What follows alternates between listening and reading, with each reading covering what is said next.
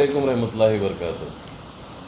असल मकसद ये था कि हमारे गुलबर्गा शहर में रिंग रोड पर आए दिन जो हादसे हो रहे हैं, इससे आवाम काफ़ी परेशान है।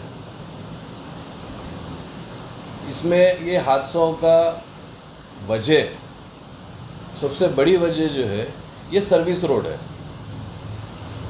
ये service road Kharge petrol pump से, खरगे चौरस्ते से लेकर जो है आपको अलन नाके तक, ये सर्विस रोड का इशू है। यहाँ पे इसके डेवलपमेंट के बारे में अगर कभी भी कंप्लेंट दिया जाता है, कभी भी जो है आवाज़ उठाई जाती है, तो वहाँ पे ये बोलकर खामोश किया जाता है कि भाई कुछ स्टे है ज़मीन पे। तो ज़मीन पे स्टे पर्टिकुलर कोई एक सर्वे नंबर पे या कोई एक आध प्लॉट पे, या फिर खरगे पंप से लेकर अलन नाके तक जो है ये सारी ज़मीन पर जो है स्टे है। यहाँ का ही डेवलपमेंट क्यों रुका हुआ है? यहाँ पे हमारे लोगों को आए दिन तकलीफ़ हो रही है। सबसे ज़्यादा जो है हागर का क्रॉस पे आए दिन एक्सीडेंट्स देखने में मिलते हैं। ट्रैफिक जाम तो एक लोग यहाँ के एडिक्ट हो गए हैं अभी। जिस तरह से लोग जो है नशे के एडिक्ट होते हैं, उसी तरीके से जो है हमारे हागर का क्रॉस की यहाँ की पब्लिक जो है वो ट्रैफिक जाम की एडिक्ट हो गई है। ना तो वो कुछ कहना चाहती हैं, ना इस पर कोई आवाज़ उठाना चाहते हैं। जबकि बहुत सारे ऐसे जो है सर्कल्स हैं, इससे छोटे सर्कल्स हैं, उसके बावजूद भी वहाँ पे इतनी ट्रैफिक जाम नहीं होती है। यहाँ ट्रैफिक जाम होने का सबसे बड़ा रीज़न है सर्विस रोड और सिस्टम की खराबी। सर्विस रोड और सिस्टम की खराबी। सर्विस रोड अगर बनती है तो ये ट्रैफिक जाम भी नहीं होगी और ये एक्सीडेंट्स भी नहीं होंगे। अगर हम ये चीज़ को जो है गौर व फिक्र करते हैं, इस पे आवाज़ उठाते हैं, इस पे डेवलपमेंट की तरफ अगर हम देखते हैं, तो साल भर में कितने लाइफ हम सेव कर सकते हैं। आप इसी को कैलकुलेट कर लीजिए, आपको अंदाज़ा हो जाएगा कि हम कितनों को सेव कर रहे हैं, कितनों की लाइफ को सेव कर रहे हैं। ये सबसे बड़ा जो काम है, ये हमारी आवाम का काम है कि वो आवाज़ उठाते रहें। एक बार, 2 बार, 10 बार, 11वीं बार तो कम से कम ये डेवलपमेंट स्टार्ट हो जाएगा। अगर ये डेवलपमेंट होगा तो हम आपके लिए, हर एक के लिए, हर आवाम के लिए, हर आने जाने वाले के लिए, ना सिर्फ हागर का रोड महबूब नगर के लोगों के लिए, बल्कि इस रोड से गुज़रने वाले हर वो इंसान को जो है सहूलत मिलेगी। यहाँ से मुसाफिर जब भी जाते हैं, तो जब यहाँ ट्रैफिक जाम में फंसते हैं, तो वो 2 अल्फाज बुरे बोल कर जाते हैं कि सिस्टम ख़राब है, यहाँ का लोगों को सलीका नहीं है। तो बदनाम यहाँ की आवाम हो रही है, हम खुद हो रहे हैं। मैं यहाँ पे ना तो कोई सियासी इशू पे बात करना चाह रहा हूँ, मैं ना कुछ। मैं सबसे पहले हमारी आवाम को जो है कि भाई आप लोग जो है आवाज़ उठाइए। आप लोग आवाज़ उठाएंगे तो ये सिस्टम सही हो जाएगा। आज मैं आवाज़ उठा रहा हूँ, मेरे से पहले और भी कई लोग आवाज़ उठाए हैं इस डेवलपमेंट को लेकर। अब आप लोग भी आवाज़ उठाइए। अगर पॉसिबल है, हम सब इकट्ठा होकर आवाज़ उठाएंगे। जब तक ये डेवलपमेंट होगा नहीं, तब तक ये सर्विस रोड नहीं बनेगी, तब तक जो है हम लोग आवाज़ उठाते रहेंगे। अगर हम ये अहद कर लेंगे तो ये बहुत जल्द जो है इंशाल्लाह सर्विस रोड भी होगी। अगर अल्लाह ने चाहा तो फ्लाईओवर का भी काम हो जाएगा। लीडर्स तो चाहते हैं काम हो, मगर उन तक कोई पहुंच नहीं रहा है, कोई कंप्लेंट जा नहीं रही है। शायद मैं जहाँ तक समझता हूँ, अगर कंप्लेंट उन तक पहुँचेगी तो फिर शायद डेवलपमेंट भी स्टार्ट हो जाएगा। अभी आज ही जो है मयूर हॉस्पिटल के पास जो है एक एक्सीडेंट हुआ। गाड़ी, स्विफ्ट गाड़ी जो है बहुत ज़्यादा डैमेज हुई गाड़ी। अल्लाह का एहसान है किसी जानी नुकसान तो हुआ नहीं, मगर उस एक्सीडेंट से कितने लोगों को तकलीफ हुई। और आज जो है जैसे अब यहाँ पर ही जो है एक ट्रक पलटी होता था, गिरते गिरते बच गया। अगर अल्लाह ना करे वो हादसा होता, एक तो वो बिल्डिंग डैमेज हो जाती है और पता नहीं कितने लोगों को जो है जानी नुकसान होता। उसकी वजह क्या है? Service road. एक 8 फीट का ट्रैक्टर लॉरी जो है उसकी विड्थ अगर हम देखेंगे तो 8 से 8.5 फीट से ज़्यादा की नहीं होती है। वो 8 फीट की गाड़ी सर्विस रोड से पास नहीं हो सकी। ये तो हमारी हालत है यहाँ की।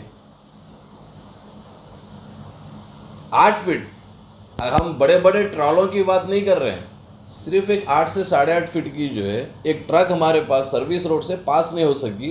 बहुत बड़ा हादसा होते होते टल गया वो। ये तो अल्लाह का एहसान है, हादसा हुआ नहीं बड़ा, मगर नुकसान बहुत ज़्यादा हुआ। एक तो वहाँ पर जो है बीच रोड पर 40% एरिया जो है ट्रांसफार्मर की वजह से ब्लॉक कर दिए हैं, ड्रेनेज का इशू। दूसरा वहाँ पर जो है जो पीडब्ल्यूडी लाइन है,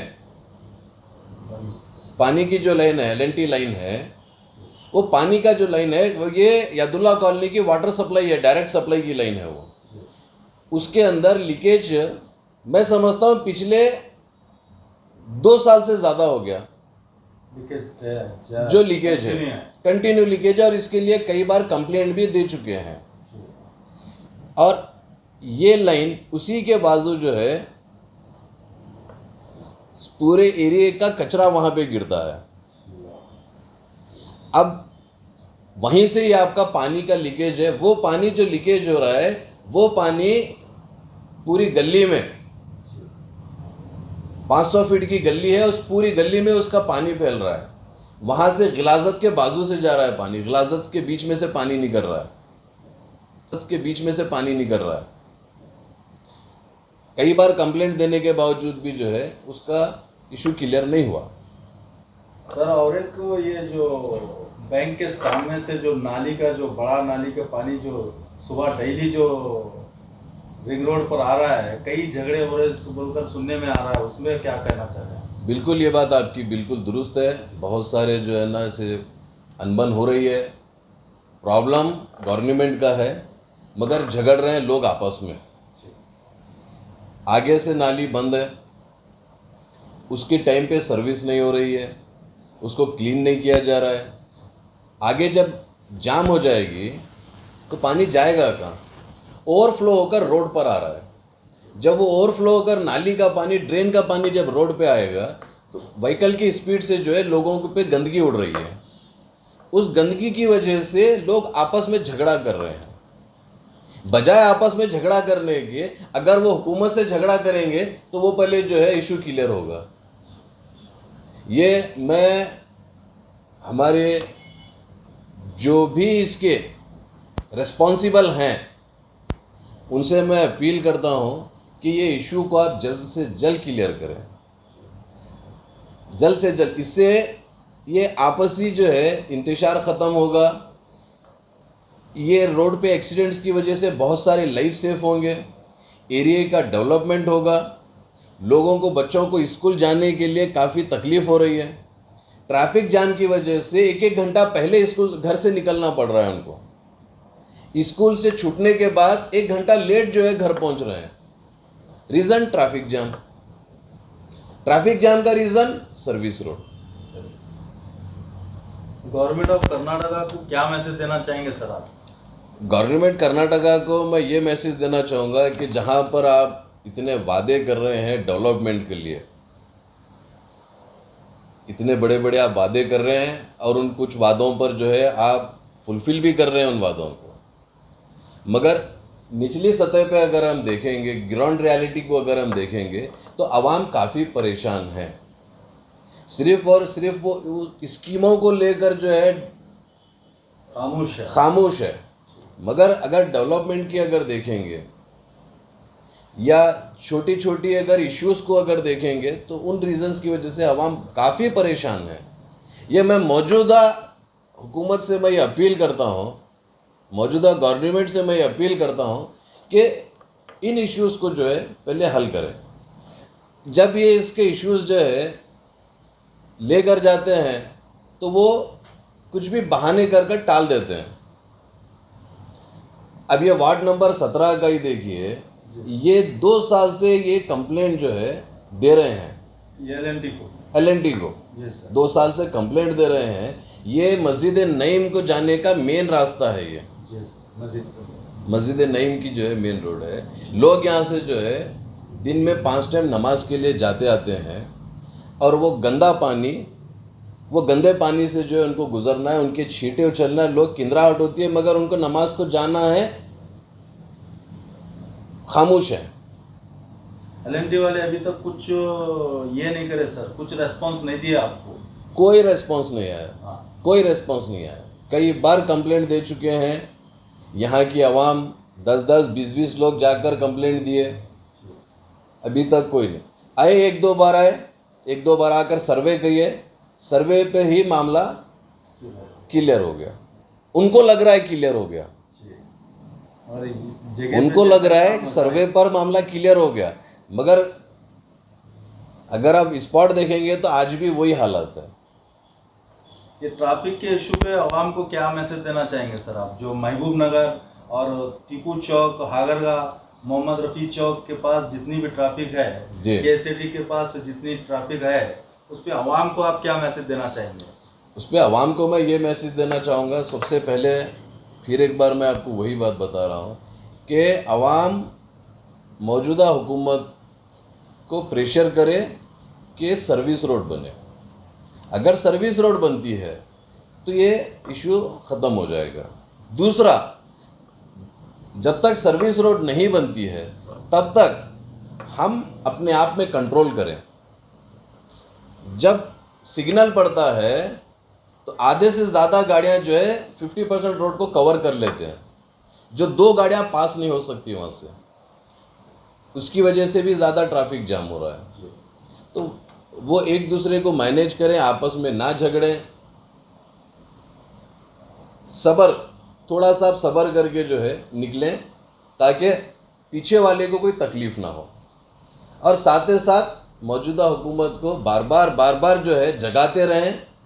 आवाज़ पे अगर नहीं जाग रहे हैं तो पानी का छींटा मार के जगाएं उनको। वो अगर जाग गई हुकूमत तो ये इशू फिर क्लियर हो जाएगा।